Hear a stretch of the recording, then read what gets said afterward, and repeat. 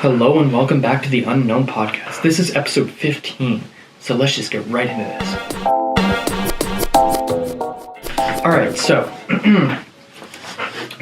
I've had some weird discoveries or thoughts, let's say, in this past week, and it all started with when I was putting on my green screen, because my green screen is just like a basic, like, huge ass roll of construction paper, I guess. Kind of like, yeah, construction paper that's green. So I was cutting it and like taping it, which is really extra compared to the fact that I could just go get like a green blanket if I could actually find one, or an actual green screen. I mean, that would be a lot easier. But anyways, I was cutting it and I was thinking, like, how did someone invent scissors? Like, that's just weird. Like, who thought, ooh, I'll put two sharp things together and then just connect it so that it'll like stick, you know? Okay, that sounds really stupid when I say it out loud, but no, that kind of got my mind going to like the invention of things. Like, how are some things invented? And then I started thinking about, like, you know what? There's a lot of things you see on TV, like those ads, like the ads seen on TV ads, where they have a lot of interesting inventions, where you kind of look at them and you're like, wow, I've been living without this, but there's something to make it easier, and that's pretty cool, and it's very inexpensive, you know? And then there's a lot of things where you look at it and you're like, there's no purpose for this at all. So I decided I'd enlighten myself, and I would do my research on some inventions to see what they're coming out with nowadays, and see if they're actually useful or cool, you know, interesting. And I gotta admit, all of them are pretty interesting, just in their own way. So one of them was, or one of the first ones I saw anyways, was a stroller scooter. That's right, you heard it here first, a stroller scooter. So you can stroll your baby on a scooter. You can literally just start zooming, you know, down the road with your baby in it. And, you know, it brings me back to my days of going on the grocery cart or grocery shopping cart and just zooming ahead like you're not supposed to. But hey, I mean, that's one way to do it. The only difference is in the adult version, you have your child in it. In my version, the kid version, you have your groceries. So it's pretty much just like an adult version of a grocery shopping cart. Grocery shopping cart for adults, you could say. Anyways, yeah, I was kind of thinking about that. Like, it's kind of neat, because, like, you know, if you're an adult, you need a little break. You've been taking care of this kid for so long, and this baby just won't stop crying, and then you're like, I'll take it out, I have to go out, and you're taking it with you, and you're like, oh, dead. And then you're like, I've been walking for so long, maybe I just need to scoot, you know? You need to get a few pushes and just glide, you know, just coast. And now you can do that. You don't even have to push the cart. You can just, or the stroller, you can just scoot, you know? So there's that. But then it's also dangerous. Like, think about what if you're going downhill and you didn't strap the baby in with the little tiny, whatever they are, seatbelts in the stroller. If it has that, it needs to have that safety feature. But and then, yeah, you go, what if you hit a bump? Then your baby's just gone, you know? That's dangerous. That's so dangerous. But it's also kind of like, I don't know, as long as you strap up and everything, it could be a little break. You could just glide with your baby. Cool. Another one, the flask tie. That's right. So at work, you can like sip your like juice or coffee. I don't know why you put coffee in. You could just get a mug, but actually, you know what? That'd probably burn it, because it's like a little like plastic, kind of like pouch, I guess, in a tie. And it's got a little straw that connects. Actually, I think it's rubber, but anyways, it's just so you can like discreetly sip it. And I don't think you need to discreetly sip like apple juice or something. So I'm assuming it's for like alcohol, which would just be promoting alcoholism, because if you're drinking at work, you're drinking on the job, you know. I mean, I don't think everything's fine and dandy, but yeah, that invention seems kind of ill-advised, but whatever floats your boat, you know. No, wait, that's a stupid invention. I'm actually just gonna say it. Like, that's not the best thing to invent. I mean, if you're at a meeting and you need to like drink your juice or whatever, just bring a juice box. Who cares if you seem like a child or whatever? You need your juice box that bad, just bring your juice box. Don't put it in your little flask tie. Actually, flask, yeah, flask implies alcohol, so I'm gonna just say it, you know? This promotes alcoholism. Anyways. Moving on, I don't think that one's a good one. Baby mop shirt. So this one was just kind of like a little jumpsuit that is built so that it's kind of just like a little mop sweep thing. So while your kid's just crawling around all over the floor, it picks up all the dust. Which I gotta admit, that's a stupid one. Come on now. You want your kid to be all dirty and dusty? Like, they're already like going all over the floors. And why don't you just get one of those little robotic things that go like around your house? It's like a little pet, but it actually vacuums so that you don't need to put a little jumpsuit sweep thing on your baby. Come on now. It's kind of weird. And those little robots are actually the coolest things ever. Oh, and the last one. It just seems kind of depressing, but I'll talk about it. Actually, it's not that bad. It's called a Hug Me pillow. And what it is pretty much like a pillow that looks exactly like an arm, and like it's got like the part of the torso and the arm and the hand and everything like that. So if you buy it, you can feel like you're being like hugged or snuggled or something like that. You can like sleep with that. And you know what? At first I was kind of like, that's a little stupid. Like, that seems kind of desperate. Like, if you need like a Hug Me pillow, why can't you just find someone to snuggle? Like, but I guess, you know what? Whatever floats your boat. I mean, think about if you're like pregnant and your husband can't be there 24/7. Like, hey, a little Hug Me pillow wouldn't be that bad now, would it? See, you probably hating on the idea too. And then I was like, yeah, like, what if it comes in handy? And then you're like, ooh, that's not that bad. Yeah, it seems decent. Kind of weird, but I'm not gonna knock it. You know, it could come in handy. It could help. So Hug Me pillow, yeah, that one's not that bad. I think I gotta admit, the stroller scooter and the Hug Me pillow were actually probably the most decent that I just mentioned. Not to say that they're all like genius. They're not, but they're not terrible. Another thing I wanted to mention was this like meme that's going around, and I remember back in the day, like, I did the same thing, because what this is it's like the DVD screensaver, and it goes like across the screen, and it bounces off all of the sides, like left, top, right, down, and it keeps on going, and it changes color like every once in a while when it hits it. And there's like a live stream going 24/7 where they're trying to see if it'll hit the corner, and that's become like a viral like meme, or I guess like it's been memed pretty much recently. But I remember back in the day, like, I did the same thing. I used to watch it and be like, damn. Like, if I was bored and there was nothing on, like, I would just be like, ooh, is it gonna hit it? Ooh. Like, it's just so fascinating to sit there and watch. It's so satisfying. But I love that it's coming back. It's making a comeback, and that's just hilarious. More in the news. So there's this YouTuber named Mr. Beast, and he does like a lot of these extravagant, like, highly funded videos, like giving out like $100,000 in pennies, like things that involve a lot of money to make them and everything, and they usually involve a huge payoff for someone. And this one specifically that he did recently was actually very interesting. It's where he gets some prominent YouTubers, and he has a red circle in this one area, and the last one to leave the circle wins $100,000.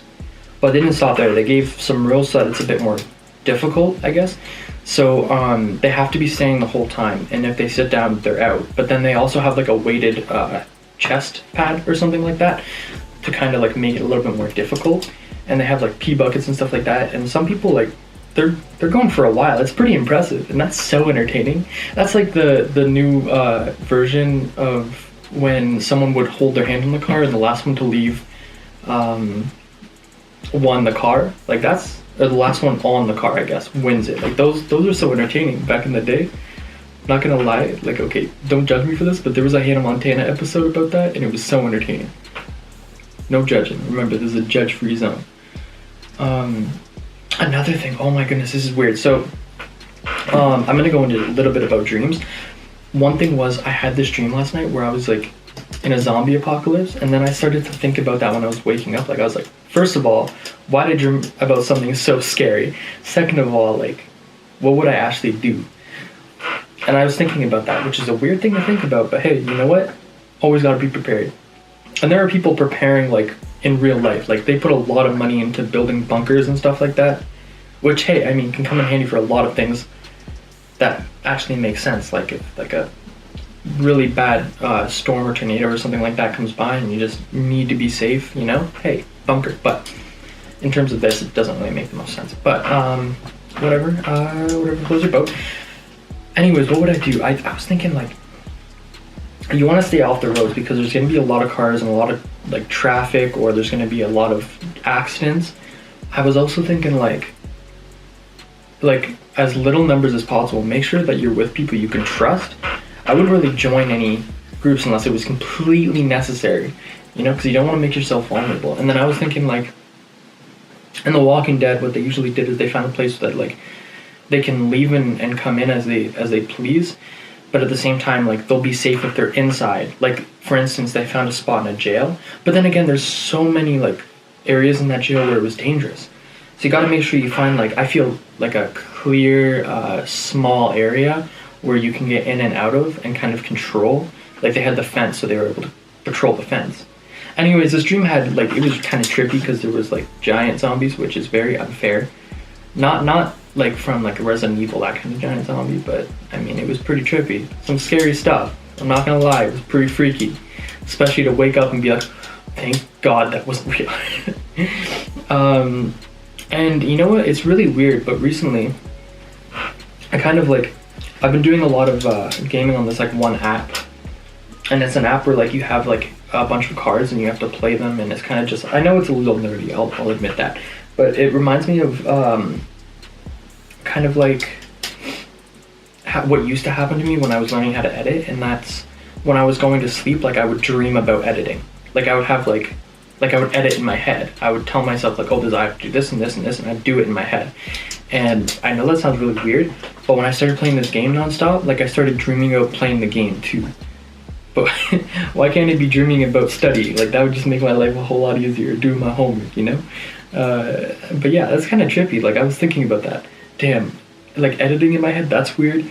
Doing, like, playing a game in my head, that's weird. Especially when my roommate asked me, like, oh, like, have you played this? Like, play me in it. And I was like, well, I don't know if I actually played it last night or just dreaming. And you know what, that also goes back to something I was saying in the last episode, where if you sleep text, like, that's scary. Just imagine sending text in your sleep and then you wake up and you don't know what you sent, or the person doesn't know that you were asleep unless it's clear that like you would never say that and it was sent at like 4 a.m. Or they ask you, they're like, oh, like, what's up with this? And you're like, what? And then they're like, you sent me this message, and you're like, no, I didn't. Like, that's just scary. And there's a spider right now dangling from the ceiling. I'm gonna get it. Oh my goodness, oh my goodness, do you see that? Do you see that? You see that? Oh my goodness, it's a spider. Oh, it's climbing up, it's climbing up, it's climbing up. Oh, it's climbing up, oh, it's climbing up, oh, it's climbing up, it's climbing up. Oh, take this, take this. Oh. Okay, I don't know where it went, but it's gone. Okay. Sorry about that, guys. Spiders, I gotta admit, like, for people who think spiders are cute, what's up with that? How are they cute? Like, how are they cute? They're freaky insects. Freaky insects.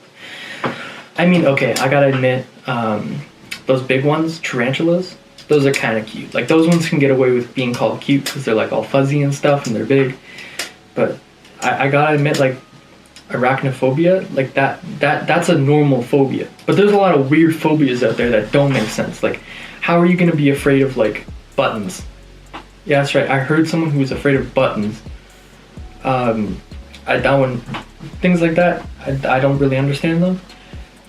Excuse me, but then again, who am I to judge? I have a fear of mannequins, which it makes sense because you would think that they're real people, like by the way they're like outlined and stuff like that, and then boom, they're a still person, or they have like a weird like they're stuck in a weird position with clothing on, and they have like faces outlined, like detailed faces. And usually they have some like funky stuff where they're trying to be different and look cool or hipster or whatever, and they put like eyelashes like on their cheeks. That's just some weird stuff I can't get behind. Like, why would you do that? Why are you gonna deck out this mannequin? It's to show off the clothes, not freak people out. Come on now. So I also read recently that Ellen wanted to stop doing the Ellen Show. Like, she wanted to quit it to focus on her acting, her stand-up, and her wife. And a lot of people are saying like, oh no, like, I like the Ellen Show. But come on now. Come on, she's like 60 years old. Okay, I don't know if she's actually 60, but she's old. Like, give her a break. She's been doing this show for forever, and it's gained her so much money and such a big following. Like, she wants to quit it, let her quit it, okay? If she's coming out with a stand-up, apparently the stand-up she's coming out with is very, like, real compared to the person that she played in the show, because for instance, she can't really swear, and she's constantly interviewing people, so she's not really like putting her own personality out as much as, say, you do in like stand-up or like in proper interviews. So now that she's doing proper interviews, she's kind of demonstrating like who she is as a person more than she was on her show. So you can kind of see she's a real person and not just like this lived up version of a person that you'd think she was when she was doing Ellen, because like it kind of makes her seem like she's more than just a regular person. She's like Ellen seems like this, like it's grown to be more, like it's like an enterprise almost. So yeah, there's that. So I that's just my opinion. I mean, let her do what she's gonna do. If she's coming up with stand-up, like, good for her. She's getting back into that game, you know? Hopefully it all goes well. Additionally, I wanted to go over some things that I had discovered that are very, very weird. So I'll just caution you with that. They're very weird. It was because I was talking to my friends about, like, I asked the question, would you ever film a adult video? And I don't know why I asked that question, because that's a very weird question, but let's just start off with that. I mean, what are the downsides? You don't show your face. You I wouldn't say have a production team, because that would just be like very like distracting, I guess.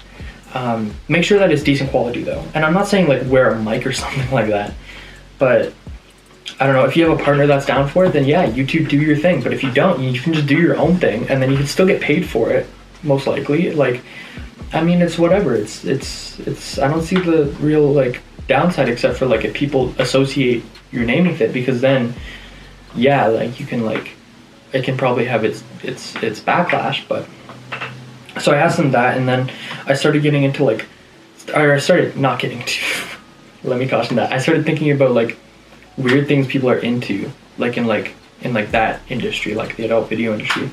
And then like I started thinking, are people actually into that stuff? And I'm going to caution this with the fact that I have never watched these, so I had no idea they existed. I had to look them up. Okay, so now that we're clear on that, I'm going to tell you like 10 fetishes that I never knew existed that actually do. Let's start with, I hope I don't butcher these, acrotomophilia. Okay, and get this, that is arousal to amputees. Like, imagine you're showing the world what you can do, and you have like these a bunch of people who are just into you for the simple fact that you have like a amputated leg or something like that. I don't know, this is kind of, and then there's more. There's this one's really weird actually. Acteracy is arousal to the sun's rays. Bruh. These are the people who look directly into the sunlight. You never look directly into the sunlight. Just put on some glasses. But you know what? This is like the people who get up just to see the sunrise. Those are the people. I can't speak. Those are the people that have that fetish. All right.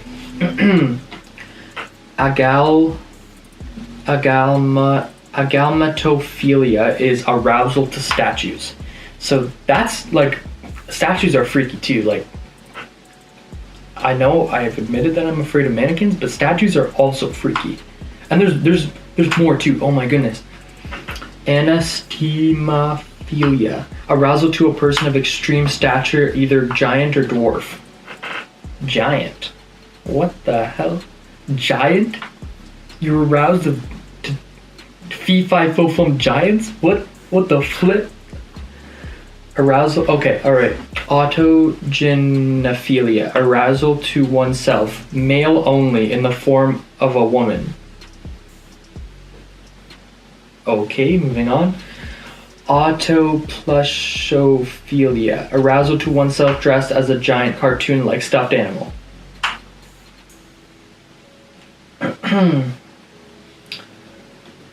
Chasmophilia, arousal to caverns crevices and valleys. Huh. Okay. Okay. Now I know why those like nature photos have so many followers. Climacophilia. Climacophilia is arousal to falling downstairs. How on earth are you aroused at falling down the stairs? But you don't. Okay, fine. You know what? No fetish judging here. I'm not gonna judge you. I'm gonna just say I don't know how these things come about. Like, how do you discover that? You just fall down the stairs and you're like, wow, damn.